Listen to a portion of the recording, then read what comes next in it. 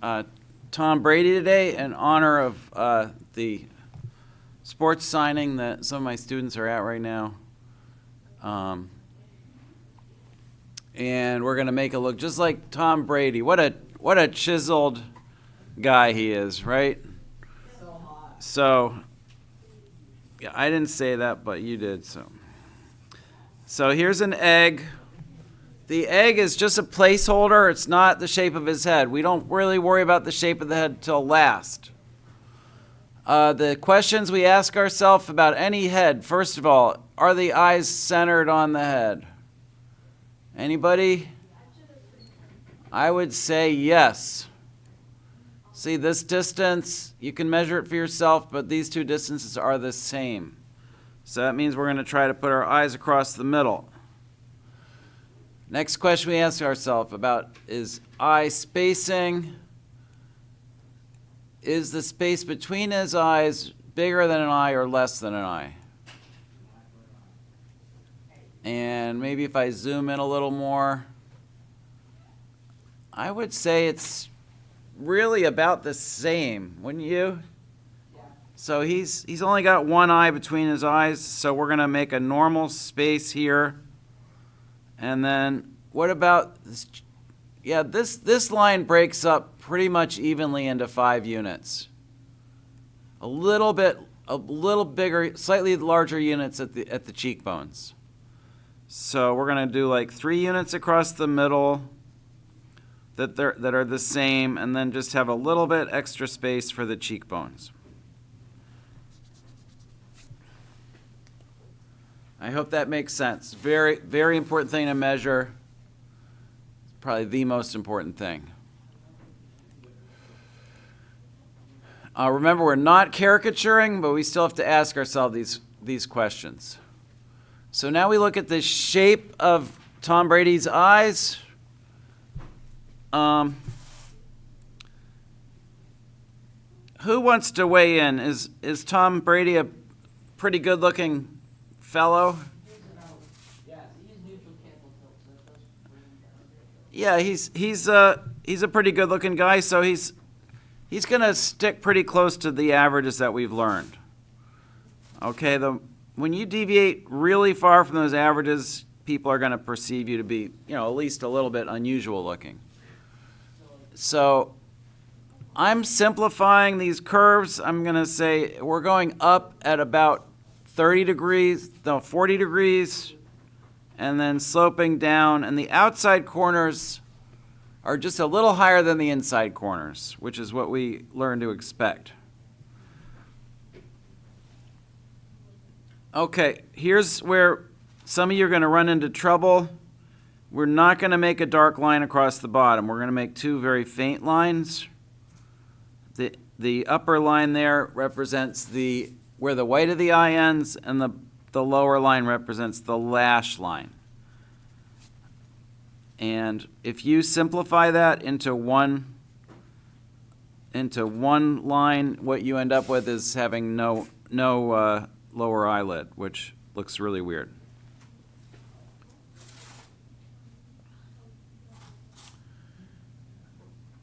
Okay, in contrast to somebody I was drawing recently, the whites of his eyes are pretty big.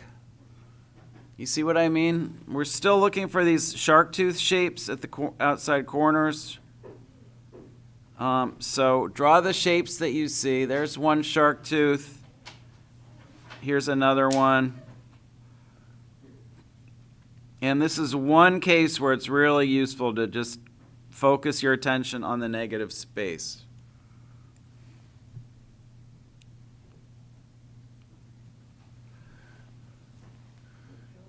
And his eyelids look a lot like my eyelids. They're very, very thin sliver eyelids, and they get even thinner towards the middle. And that's because the form above the eye, which artists sometimes refer to as the sausage, is pressing down on the eyelid and covering it towards the middle.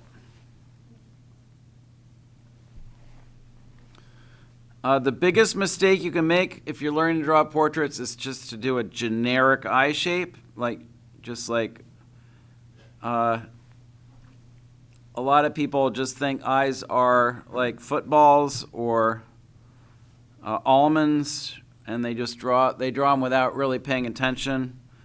But I want to, as I emphasize every time we do this, if Tom Brady wanted to go on this New York subway without being recognized, all he'd have to do is put on a pair of dark sunglasses. And that just shows how critical eye shape is to perceiving a likeness, right? I mean, you can see his whole face except his eyes, and you're not even going to recognize him. So you really have to pay close attention to eye shape.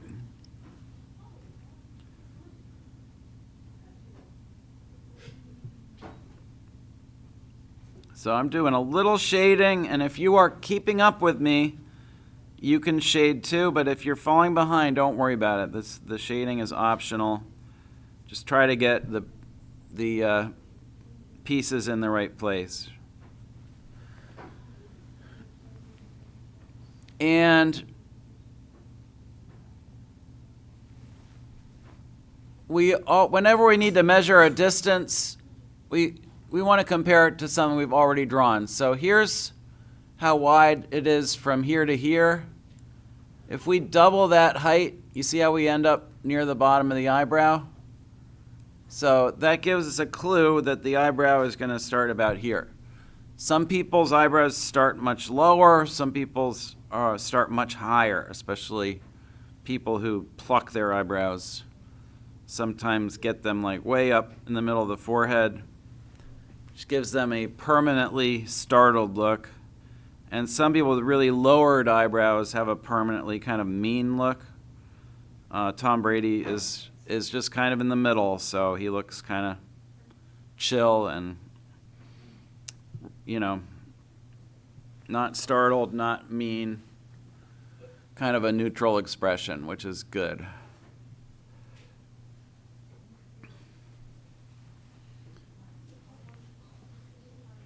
And he has very light irises, baby blues as they call them. But we can do a little shading around the rim of the iris, and also I like to put a little shadow right under the eyelid. That makes it look like the iris is behind the lid instead of popping out in front of it.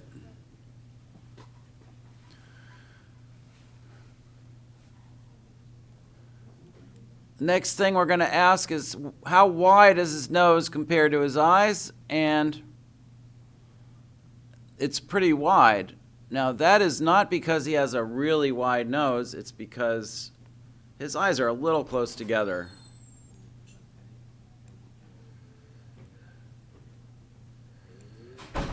Hey, there's Judah.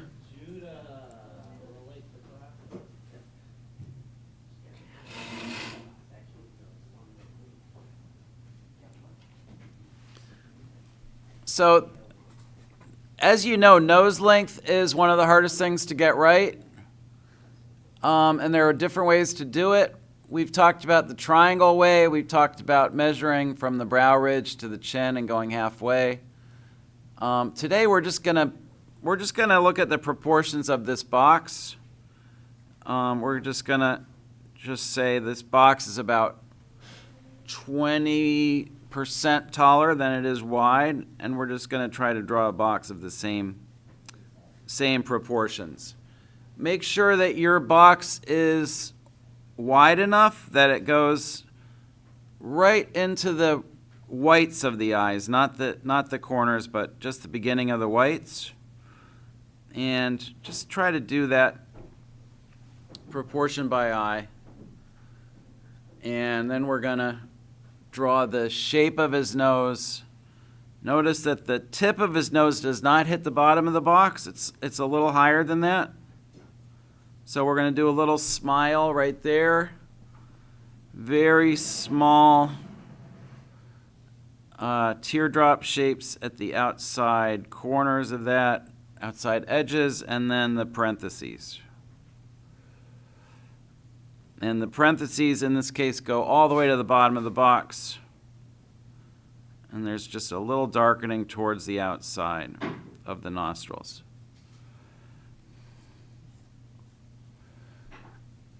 The tip of his nose is very wide, so I'm just gonna, Judy, you can try to keep up, or you can just do this whole drawing at home. So it's gonna be on YouTube.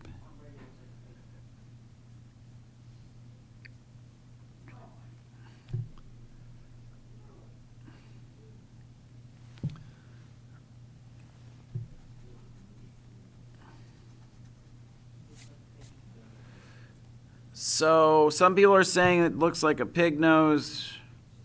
Don't go too big on these nostril forms, is all I can say.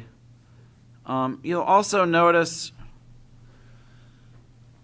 we're dealing, unfortunately, this is the only picture I could find that was really a frontal picture, but you see where the highlight is on the pupil? Where's the highlight on the pupil? Somebody tell me. What? It's just about in the middle. And what does that mean about the light source? It's coming right in front of them. Yep, so it's a flash photograph. And that's why we don't see any shadow under the nose. We don't see any shadow on the lips. We're not dealing with shadows at all. What we're dealing with is basically surfaces that face us, like the tip of the nose, the front of the cheek here, are brightly lit, and surfaces that are falling away from us are less brightly lit. So we're not going to do a whole lot with shading today. That's just not something we can do. Okay, let's zoom out a little. And you can see that what's really distinctive about his face we haven't really gotten to, which is just the massive size of the cheekbones and the chin and the jaw. It's a very masculine face. And in order to get the length of the head right, I'm going to see what happens if I take this box that we already measured and double it. And you see that only takes us down to like just about the top of the chin. So we've got to go, let's see. How are we going to calculate this? Well, what if we take this distance? Remember, this distance from the brow ridge to the bottom of the nose is supposed to be halfway to here. Would you say it's halfway? Which unit's bigger, this top unit or this bottom unit? The bottom. And why is that? Massive chin, right? So let's take this measurement. We'll go from here to here, and then make sure we're going longer than that from here to here to give them a big. I'm not exaggerating. I'm just trying to draw what we see here, but it's almost cartoonish. He has such a huge chin.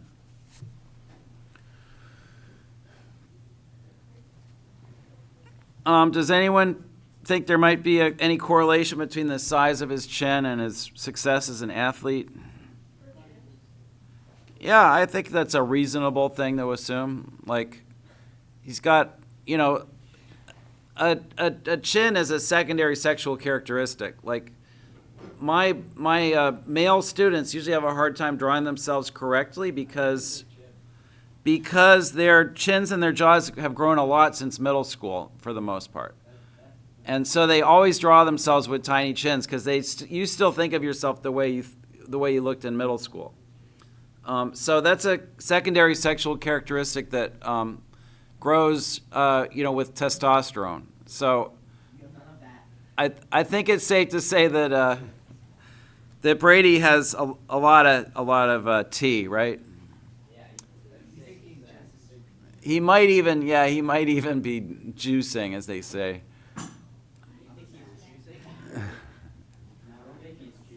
Okay, so no, they drug test in the NFL, don't they? Okay, so we're gonna go 1/3 of the way down for the line between his lips, and his Cupid's bow he's got a very small indent in the middle, like this. You following along? And then we're going to go down and back up again, and down and back up again. What's really unusual about his mouth, though? It kind It's small compared to his huge jaw. Yeah, the bottom lip is what? It's smaller. Yeah, you'll hardly ever see that. See, his upper lip is pretty full, and his bottom lip is relatively short. See that? So, and we're not shading under it again because we don't have any good light here, so we don't have shadows to study. We're just going to do a very slight darkening at the line between the lips, especially at the corners. And that's that. Okay, what's wider, his mouth or his chin? His chin's wider than his mouth. So we're going to do a curve under here. It's wider than the mouth. I don't even think that's long enough. I think I need to come down just a little further. He looks like Disney Hercules almost. And we're going to go, he's got very defined cheekbones. So these are like parentheses that come down from eye level and go down about to the bottom of the nose. And then one thing Brady has that is some females or males sometimes try to achieve through makeup is this contouring of this chiseled look. You see that shadow right there? There's a really clear sense that the cheekbone overlaps the jaw. The jaw's dropping down from under the cheekbone.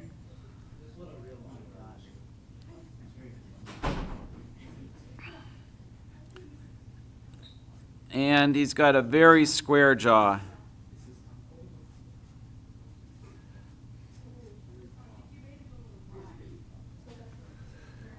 You think I made the jaw too wide? Yeah, maybe a little.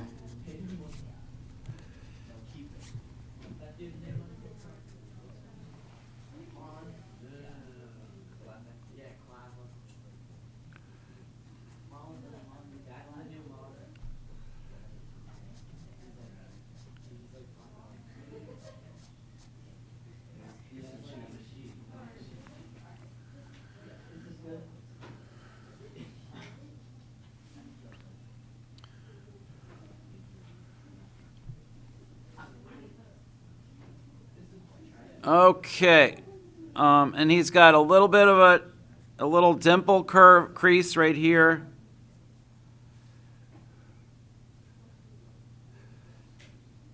So I guess things didn't work out with him and Giselle, right?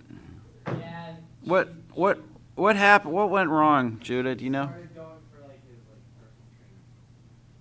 Oh, really? Yeah, something like that. Facts? Is that true? That's I think it's something. wow. That's wild. There's like I think they're jujitsu.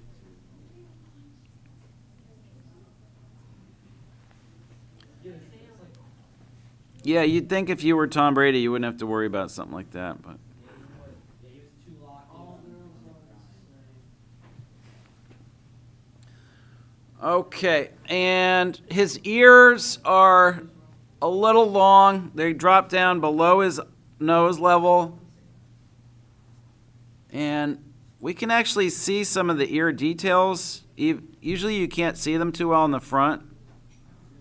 So let's block them in, and then we'll try to do some of those ear details.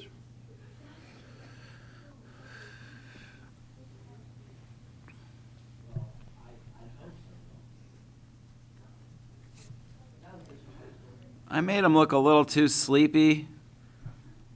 I'm going to just draw the pupils a little lower on the eye, that sort of.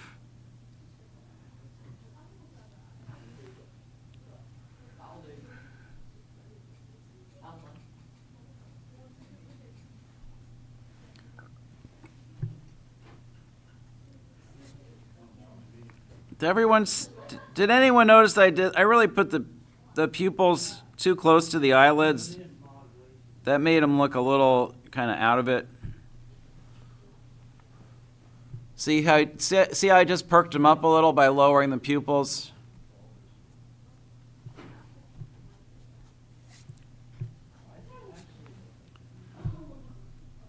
Okay, and so we can clearly see on this side a tragus and an antitragus.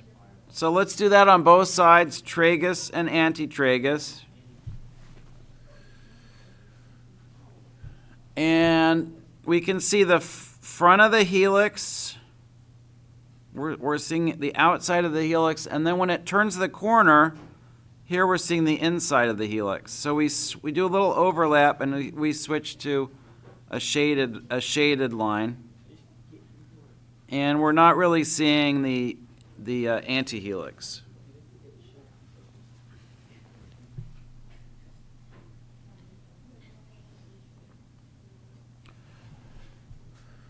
And remember, we're trying not to assess our likeness too much until we have hair. So let's block in the hair.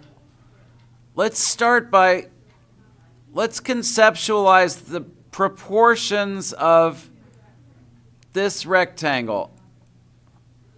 You see, this is like it's really about 2 squares. You see that? So everyone remember, we're always going, shh, quiet please. We're always going from what we know to what we don't know. So we know the width of the brow ridge and the placement of the brow ridge. So we know this line. What we don't know is this height, but we just determined that the proportions of this box are about 2 to 1. So that gives us a really good idea of where the hairline's going to be.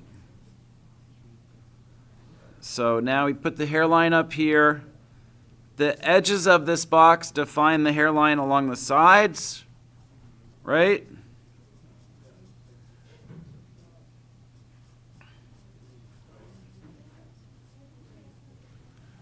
And his hair, this is another good clue that we're working from a flash photograph. You see that shadow on the wall behind him? That's what I described as very ugly lighting.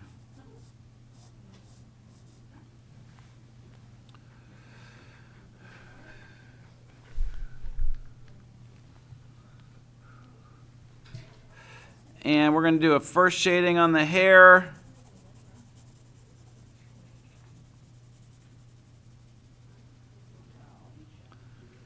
And a little bit of a shading on this throat.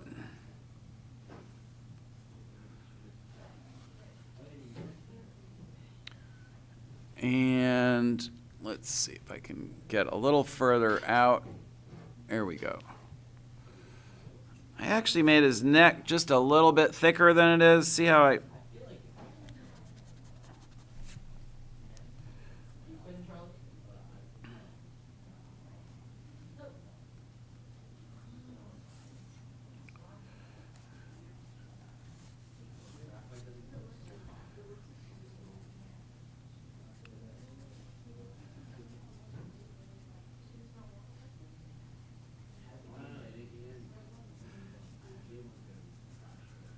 And part of his, another secondary sexual characteristic is the brow ridge.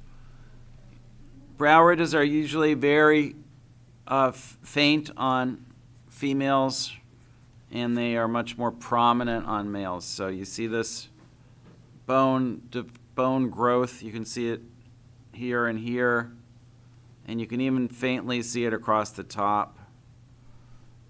And that's going to contribute to looking like Brady.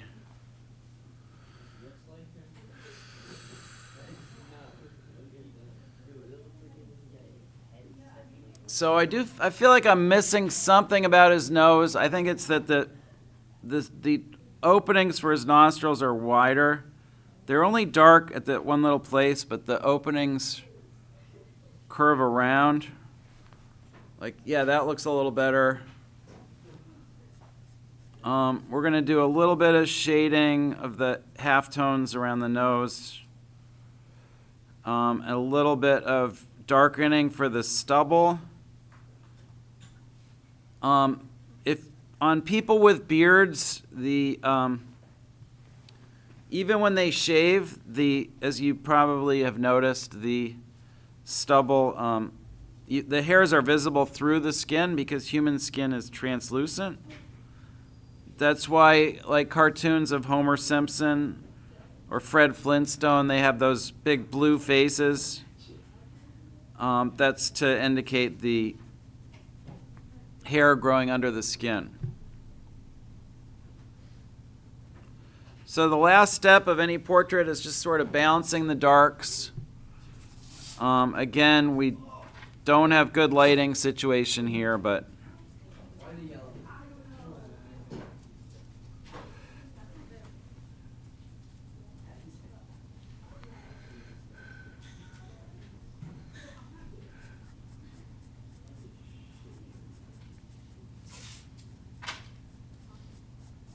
we'll never do another flash photo, but just be aware in this one, like I said, every surface that falls away from the light is just getting a little darker. Not really a shadow, but just slight darkening.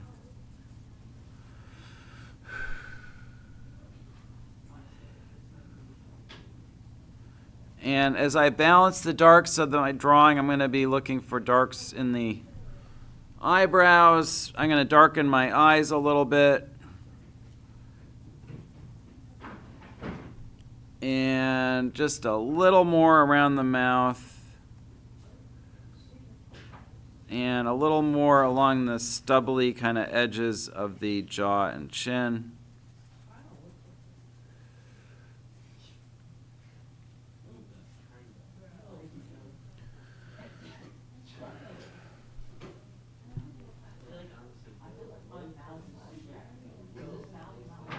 Well, I would not be surprised if some of you do a better job than I did, because you're probably a lot more familiar with his face than I am. I don't really follow sports that much, as you may have guessed.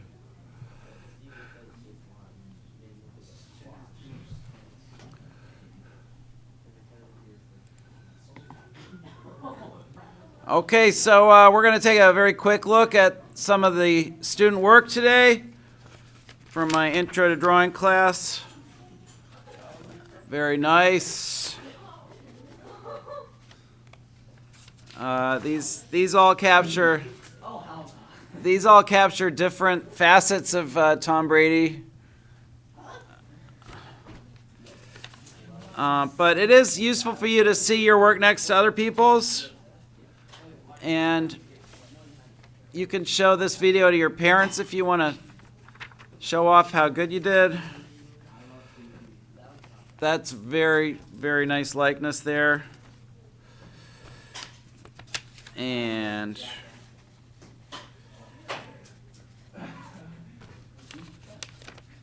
Neary.